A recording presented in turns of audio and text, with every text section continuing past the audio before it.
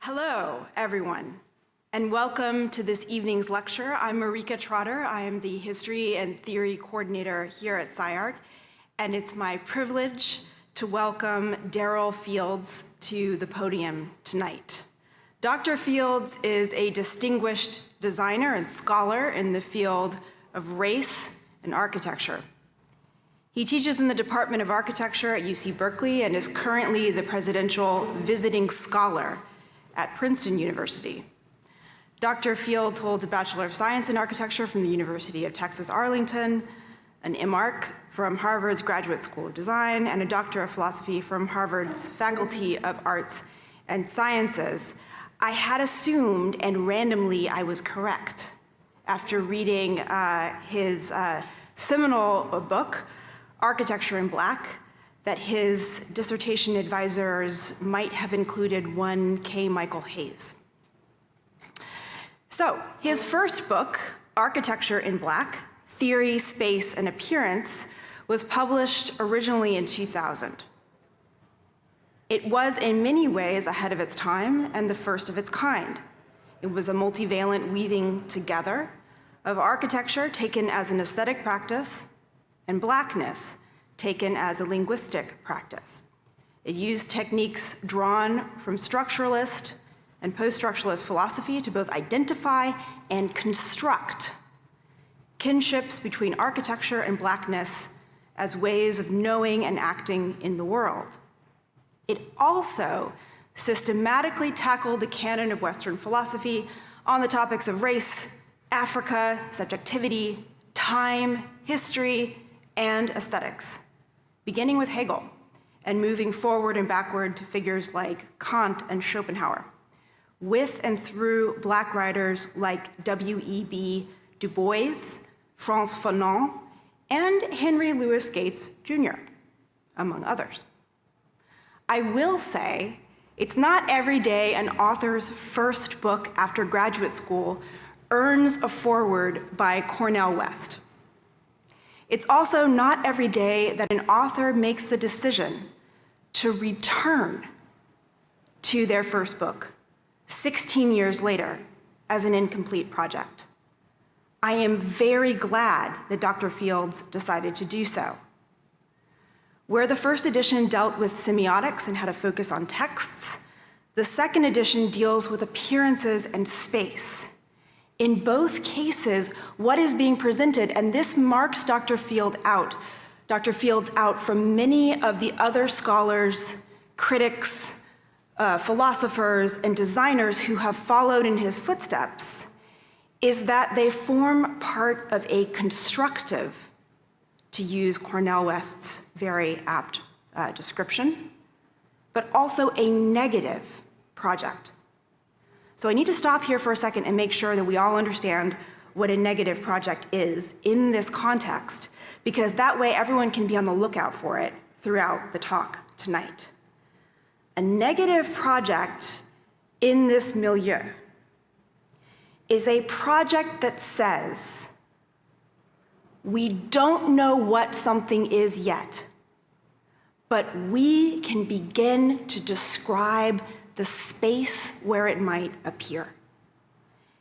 And in that sense, it is not negative in terms of diagnosis or critique or retrospective judgment, something that has become quite common in today's architectural discourse, but it is negative in the sense that it says, this is where something will and could and should appear, and I am here to begin to build the scaffolding around which its appearance will be known and heralded in the world.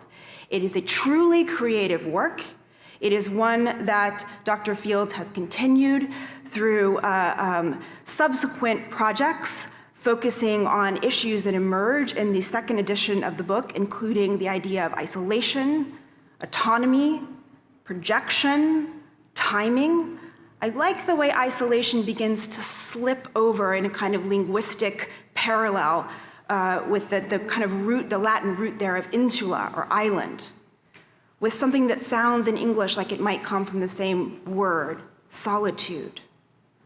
What is the solitude of the subjective experience of being Black? What is also the kind of solitude that might reject the subjectivity that is imposed on oneself and substitute instead something entirely negative and also utterly creative? Let's find out.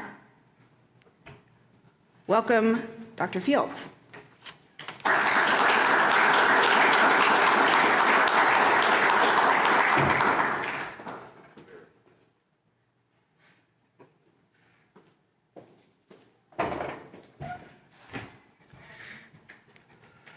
Thank you, Marrikka.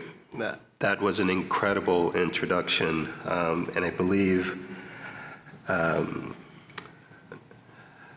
couldn't have said it better in terms of a preamble for the work that I'm going to be showing tonight. I'd also like to thank the broader SCI-Arc community for the invitation to speak this evening.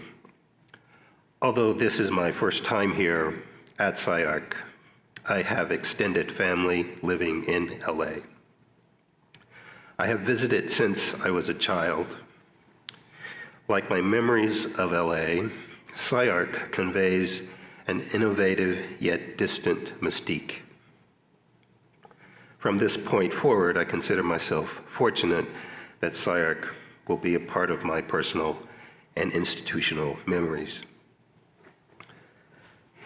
Since this is our first time meeting face-to-face, it is important to address the reason I am here. A colleague and I were just discussing the sudden and expansive acknowledgement that Black architects and academics are receiving from institutional and professional establishments. Clearly, this is a response, in good faith, I might add, to the vast collective voice raised last summer confronting the tragic demise of George Floyd Jr. and so many others like him. Last summer's demonstrations were the realization that our respective destinies are bound together in the rejection of historical, theoretical, and institutional subjugations of any kind. In recalling those events, I am reminded of a 1940s address by John Dewey entitled "The Basic Loyalties and Values of Democracy." He states, our anti-democratic heritage of Negro slavery has left us with habits of intolerance toward the colored race, habits that belie profession of democratic loyalty. The very tenets of religion have been employed to foster anti-Semitism. There are still too many persons who feel free to cultivate and express racial prejudices as if they were within their personal rights, not recognizing how the attitude of intolerance infects the basic humanities, without which democracy is but a name.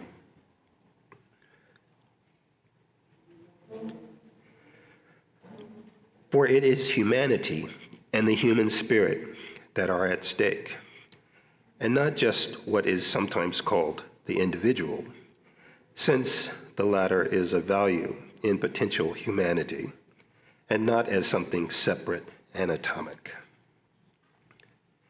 Clearly, these words, written over 80 years ago, resonate today, and that, unfortunately, is the problem. The fact that Dewey's past statement can't be relegated to the past, that it speaks so eloquently in the present, means we have a lot of work to do. There are a number of ways Black people try to express, to use Dewey's terms, basic loyalties. Some acts are revolutionary, some political, some are critical historical reconstructions. Others attempt to preserve Black spaces in relation to Black historical figures or events. All of these are collective expressions of our humanity, offered in good faith. While I embrace the moral authority of Dewey's words and the value of democratic collectives, there is a necessity in my case to make a distinction. What if, in the case of architectural institutions, the distribution of Black bodies and their respective intellects results in a thinning out, preventing a critical mass of thinking, theorizing, and action? Let's call it an architectonic diaspora. In speaking to the plight of Black individuals, Dewey denies potentially their individuality, meaning that Blackness, its humanity, resides in a racialized body that is always separate and atomic. The distinction I am attempting to make brings us to the substance of the lecture's title, Unraveling. Unraveling, in the context of the Black diaspora, signifies the deconstruction of individual, separate and atomic Black bodies in diasporic space. Such reconstructions or deconstructions emit and/or project artifacts of experience beyond racial confinements. These artifacts are signs of an otherwise confined, shut off, and isolated humanity. Allow me to offer a perfect example, written by W.E.B. Du Bois in The Souls of Black Folk. I remember when the shadow swept across me. Then it dawned upon me that with a certain suddenness, that I was different from the others, or like mayhap in heart and life and longing, but shut out from their world by a vast veil. I had thereafter no desire to tear down that veil, to creep through. I held all beyond it in common contempt and lived above it in a region of blue sky and great wandering shadows. This passage conveys two significant points. First, Du Bois, a Black person, comes to the realization and acceptance of being Black and alone, even in the midst of others around him within a democratic context. Second, upon comprehending his fate, he constructs a racialized artifact, a veil, representing his world and the world beyond. The veil itself has a duality of its own. First, it signifies a barrier. Second, it is conceived as a construction, a protection or a projection out of Blackness toward the world of a pervasive racial gaze. Most important, and perhaps the most subtle aspect of this exchange, is that as Blackness projects artifacts, it unravels Blackness. For example, contemplating the spatial intrigue between body and veil, posited by Du Bois, our attention shifts to the veil. Indeed, Du Bois's attention itself shifts from his boyness to a veil, now operating as a spatial artifact totem representing his Black self. By framing Du Bois's experience as a response to Dewey, I'm attempting to say this: being Black, for those of us who continue to be isolated within the expanse and grasp of the diaspora, is unresolved. Here, there is no Black community. Those individuals, like Du Bois, are sustained through creative expressions of Blackness. My work, in all of its forms, embraces architecture as Black aesthetic expression. I've raised a number of issues here in an attempt to situate the work I am presenting this evening. Over the past several decades,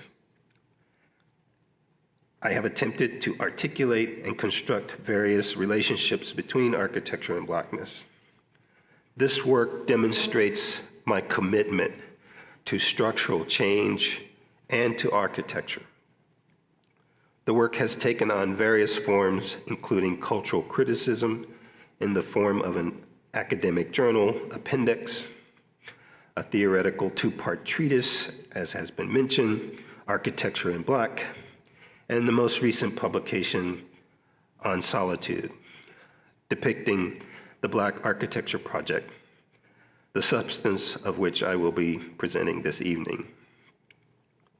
Some aspects of this work, particularly the journal Appendix, were produced in the context of a collective.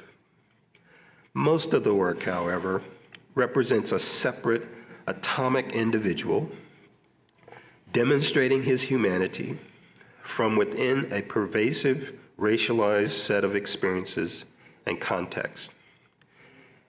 And I'm not speaking here of humanity as constructive moral embrace of the good, as Dewey suggests. I'm talking about the distinct possibility in the minds of some that the Black subject is not human at all.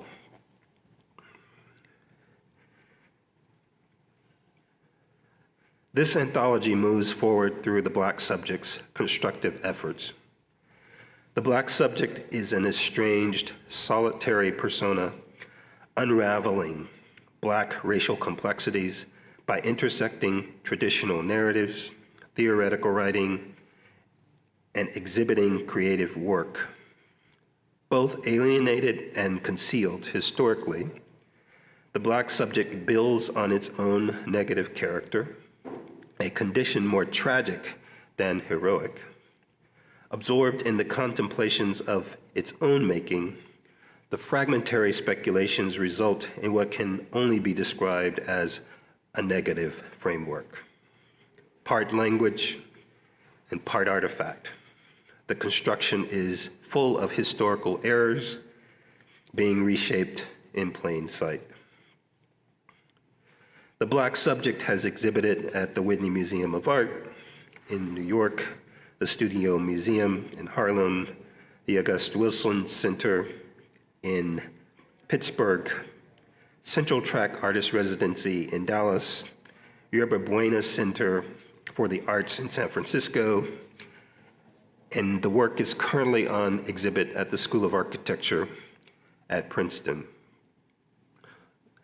The exhibition at Princeton is the first time the artifacts have coexisted in the same space for a significant amount of time.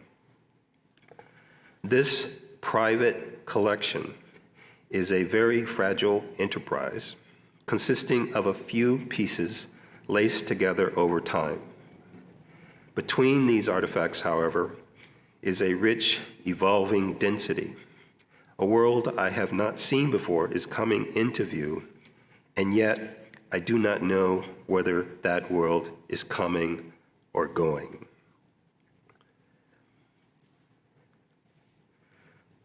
To navigate the complex interplay of text and images and architectonics of the collection, I invoke a rhetorical figure as narrator.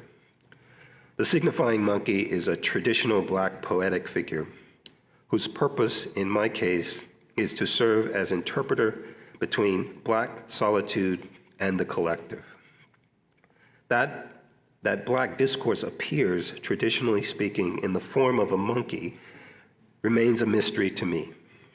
I take it to mean that Blackness embraces its perceived historical, not quite human, inferiority, monkey, while simultaneously overcoming such characterizations through unmatched cultural and aesthetic ingenuities. By embracing this iconic figure, I wish to make certain my architectural work is understood as part of these Black traditions. The remainder of my talk focuses on various forms of unraveling I perceive in the work at this moment. The first project, Hatcher Street Cenotaph, was imagined some time ago. I lived on Hatcher Street as a child. I could see this cemetery from my bedroom window.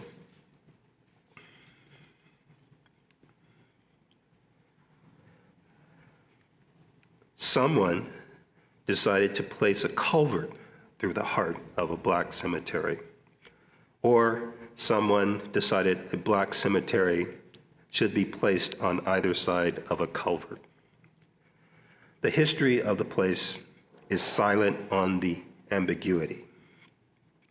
This is an attempt to cover it up, it being the culvert, not history. The sudden thought that came to mind was a collective sense of being covered by an immense shroud. That would account for all of us, both the long gone and the living. Living by a cemetery split by a culvert says all that needs to be said about Black ambiguity, being sacred and profane. When I saw this piece for the first time in the context of the other artifacts in the current exhibition, it became clear to me all the work in the gallery reflected various forms of splitting and tying, or splitting time, that I had somehow, living next to this bewilderment, internalized a kind of splitting psychosis. Du Bois speaks of this condition as well. He states, Blackness is born with a veil and gifted with second sight in this American world, a world which yields him no self-consciousness, but only lets him see himself through the revelation of the other world. It is a peculiar sensation, this double consciousness, this sense of always seeing, always looking at oneself through the eyes of others, of measuring one's soul by the tape of a world that looks on in amused contempt and pity. One feels his two-ness. If Du Bois's veil suggests a translucent materiality, perhaps my double consciousness came to me in the form of a culvert splitting a cemetery. I have always been fascinated by its severity, and wondered if there was a way to fix it. It is attempting to mend what can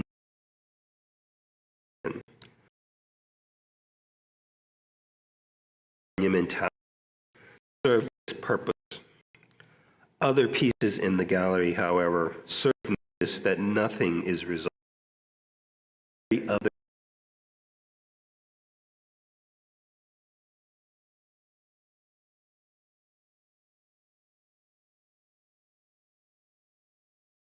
on the work, this is the first time I've noticed a kind of double psychosis where legible forms are split in various ways to release a projection of content. In other words, these projects double as coping mechanisms. They depict forms of alienation, splitting, and fragmentation occurring to Blackness behind the veil. This is my grandparents' house. It isn't far from the cemetery. Recalling a time is always a bit different. When space encircles memory, it multiplies. Some can never get over just how much space is contained in the modest footprint of their grandparents' house. And this is not mere sentimentality.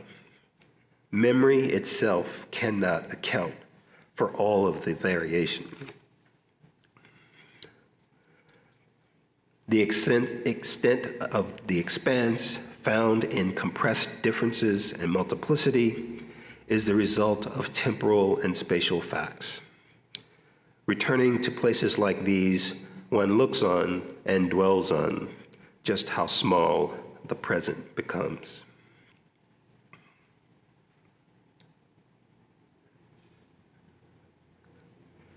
This is a house for Kara Walker.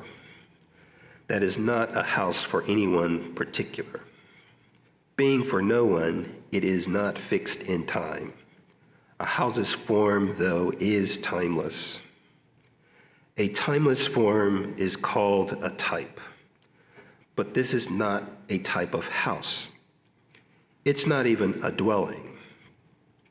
The kids in the projects, with all those flat roofs hovering, when asked to draw the family's portrait, include a never-lived-in pitched roof house with a mommy, a daddy, and a dog off to the side, even if daddy is long gone and a dog named Butch is just gone. I'm not saying single mothers equal flat roofs. Or a families must be pitched. That's social engineering.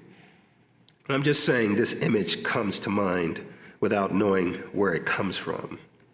And that, my dear chap, as the English fellows say, is what they call a priori, because the image arrives before you do, as if it just has to be that way. You may have guessed, even very early on, that I may not be talking about the house at all. I'm more likely wrapping space in the form of type. What is that other funky shape there? You may be certainly wondering. I'm hoping you're lost in all your thoughts because you don't seem to say much at all. Well, therein lies the question, because the question itself lies therein, you dig? Some say the sun, signifying on the house, looking down, talks it into being a silhouette. While that's an interesting formulation, I think the silhouette comes from somewhere else. You can't tell me, mainly because you're not saying shit, that a single point of light makes all that funky black on the ground. Some of that black must be coming from inside already, whether the type is there or not. And that's what I'm telling you about Miss Walker's house, regardless of the house you got.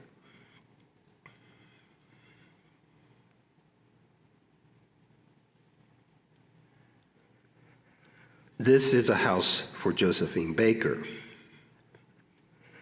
As far as I know, and I've been looking for quite some time, the so-called American Negro has yet to produce something called Black architecture. Voicing this deficiency elicits a fair question. If architecture were Black, how would it look? How would we recognize it anyway?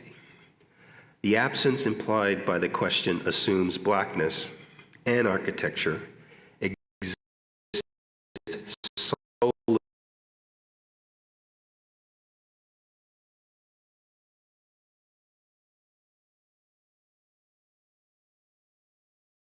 another Negro problem, a dilemma of another kind. At first, I believed this lack of visibility to be insurmountable. It then occurred to me that blackness isn't really visible either. Black literature, black art, and black music are not, in the most literal sense, black. Certainly these aesthetic forms are woven in and around blackness and are produced. If they were just black in a strict visual sense, however, there would be no way to perceive their differences in form. Here, form is taken to mean the content of a thing based on something other than its outward appearance. Terms like blackness and form account for both literal and figural associations. They are similar to the notions of parodies. Initially, an obvious cue dominates the composition, but is then negated by the sudden and disruptive arrival of other meanings. Thus, there can be no black architecture, to coin a phrase, until blackness shirks the visual and makes its appearance as pure content. In order to get at a truly black architecture, we would have to be confronted, for example, with Los's house and recognize it as unswervingly black, but without the trope of Josephine. If such recognition were possible, Josephine would be emancipated and Los's parody would cease to exist.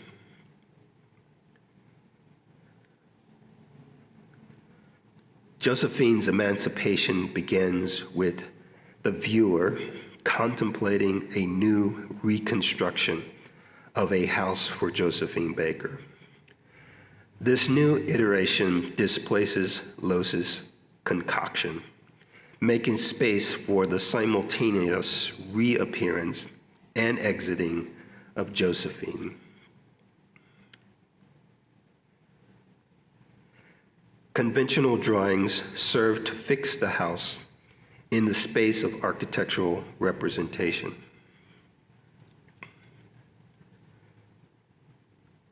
Through a seemingly matter-of-fact presentation of an architectural promenade, the viewer's subjectivity merges with and displaces the objectification of Josephine.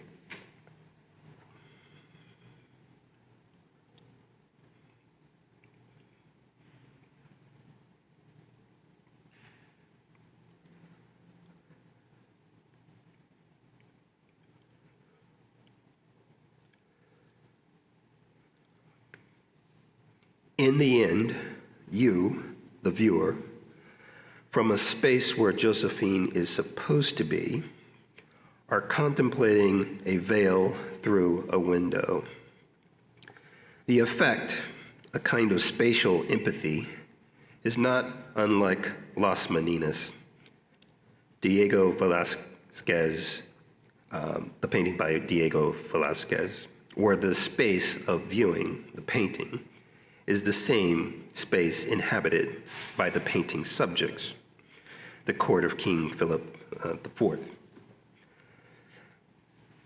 The space is reinforced by a reflection of the king and queen on the opposing wall in the painting.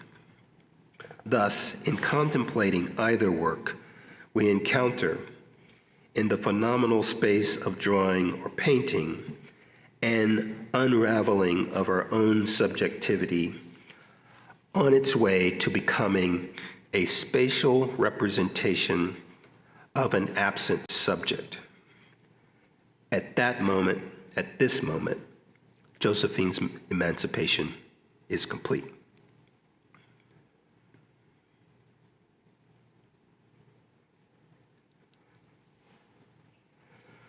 This iteration of Black architecture is the most recent and perhaps the most self-conscious.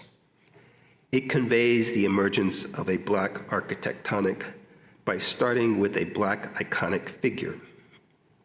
Recalling Josephine Baker and Kara Walker, similar adaptations occur here. The iconic figure in this case is Jean-Michel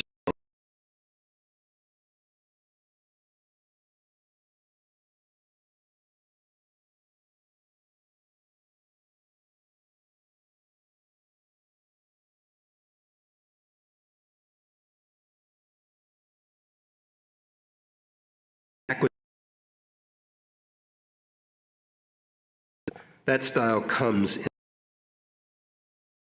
perhaps due to recent events, it is more clear to me that black hair is political, beautiful, and aesthetic. The operations of splitting black hair are spatial, gestural, and tectonic.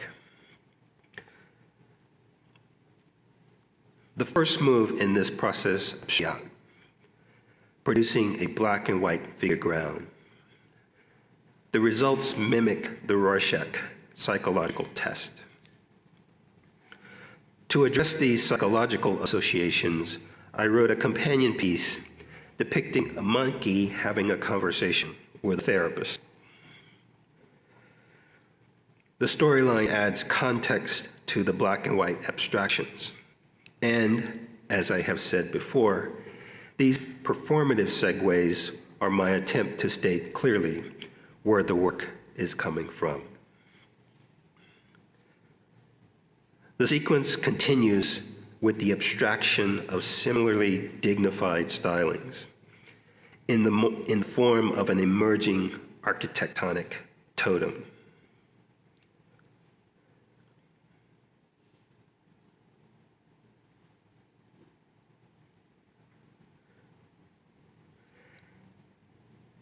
A black figure shadows the totem.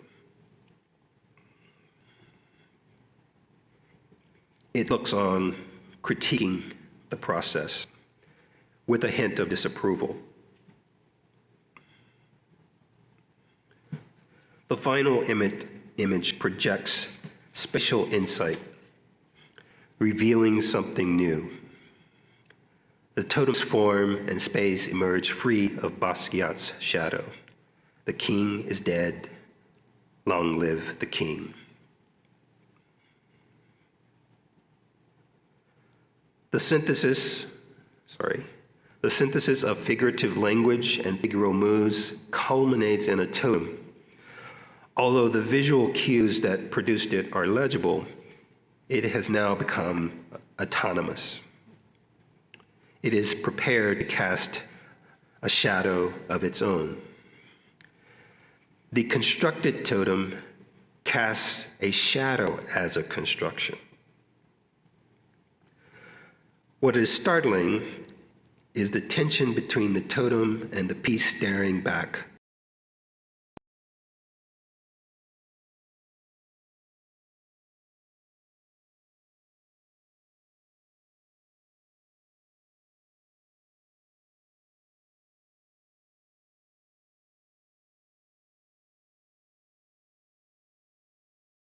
At any moment, should it decide, the shadow could detach itself and walk away.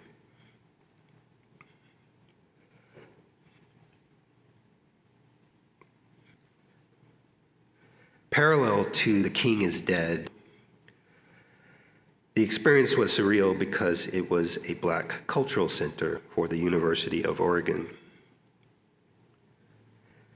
Student protests of inequities at the university have taken place there over several years.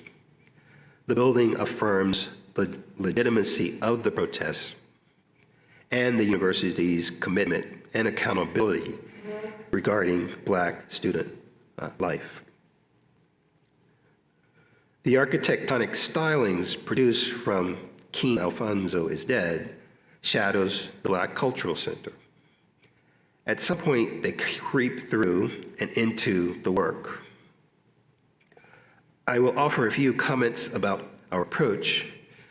In doing so, I do not believe the building, just because it's architecture, legitimizes the Black architecture project.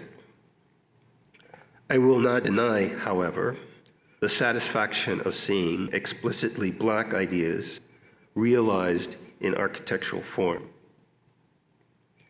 I've chosen to show a few images highlighting the building's space and form in relation to the King is Dead totem. In doing so, I wish to show, if only for a momentary glance, a concise example of architecture in Black.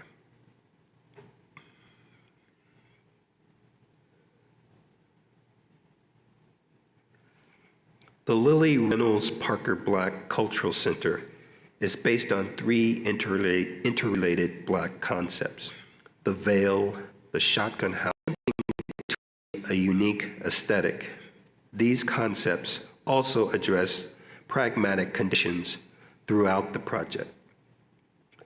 The veil, as we have discussed, describes a Black person's encounter with race for the first time.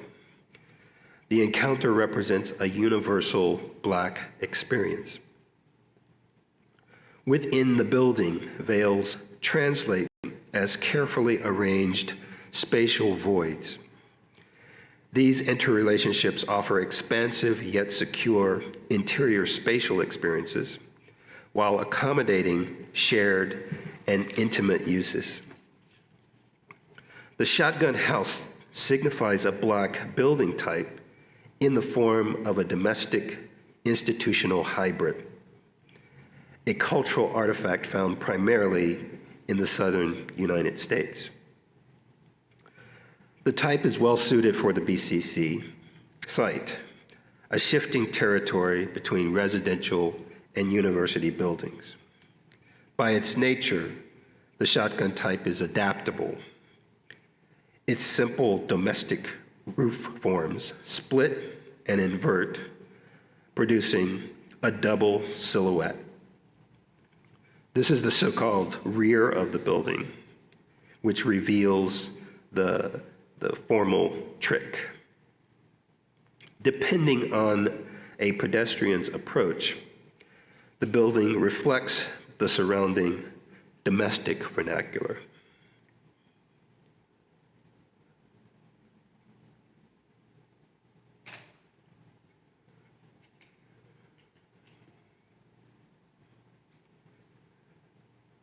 The same form doubles as a secure outpost relative to the main campus. Black autonomy, meaning a capacity for self-determination and creativity, as conceived for the BCC, projects a dignified architectural form onto a challenging site. The site represents a number of negative connotations. It is on the margins of the university. It is adjacent to a service alley. Black autonomy inverts these negative conditions by signifying or playing on the shotgun type. For example, the shotgun's iconic front porch is displaced to the alley, transforming it to a public indoor-outdoor space for BCC visitors and students. This same condition becomes a secure, semi-private space protecting the inner life of the center. The space of the roof, again, signifying a split vernacular, amplifies the vertical orientation of each space. These concepts, the veil, the shotgun house, and Black autonomy, remain open to any number of interpretations. These same spaces offer curatorial opportunities for the BCC. The Resource Center, gallery, multi-purpose room, and porch all represent spatial placeholders for performance, cultural agency, and artistic expression. Of particular importance is the multi-purpose room. It is envisioned as a chapel-like study space, invoking the historical and contemporary importance of education and Black spirituality.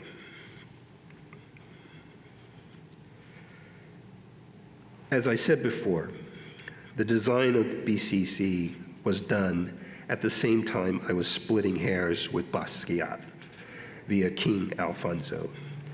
The interplay between the two projects occurs for the building in the conceptualization of the roof's split inverted tectonics. Looking at the building from a particular view reveals the more poetic association with Basquiat's painting, King Alphonso. The BCC as architecture deconstructs Black inferiority. Black language consciousness, confined to the strict limitations of absence, becomes more introspective, more dense, emerging from its other side as architectonic space.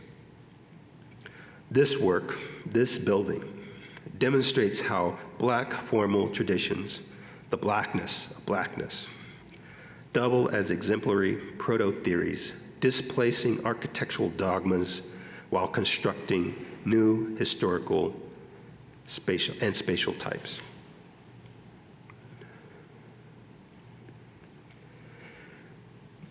Returning to the introspections provided by the gallery, one artifact in particular is most significant in changing my perception and understanding of the work that I've done to date. Since Du Bois's veil has been instrumental in coming to terms with Blackness for me, I attempted to construct it. I imagined a taut Black scrim subdividing the space. The red line seen here is symbolic of the extension of the culvert, the Hatcher Street culvert. It too splits the space, producing an intersection with the veil. In one aspect, however, the veil refused to comply due to the material we were using. We were unable to produce a crisp, refined edge. The edge appeared frayed, tattered, and torn. This resistance to a preconceived, pristine edge forced me to reconsider what I had thought to be coming together in all of the work, all of this time, was in fact coming apart. It was a sign, literally unraveling. Rather than being signs of integral associations becoming more dense, these things were moving in the other direction. They were witnesses of being pulled apart and coming apart. When I realized there was nothing I could do about the veil, or race for that matter, we worked to fray the edge more, to participate in whatever it was becoming. I live with each artifact in different places of memory. This is the first time they are shown together. The story they tell is unexpected.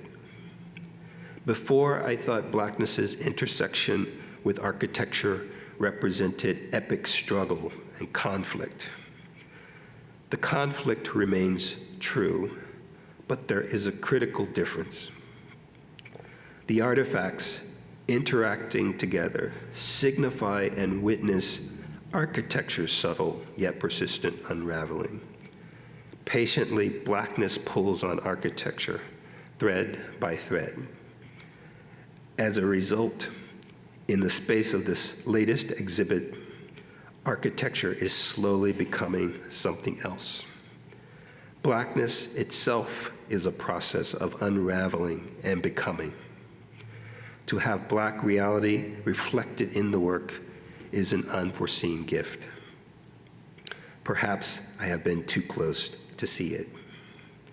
Again, I'd like to thank the SCI-Arc community for this very kind invitation to speak today.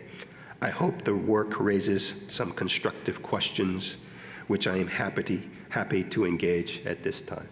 Thank you.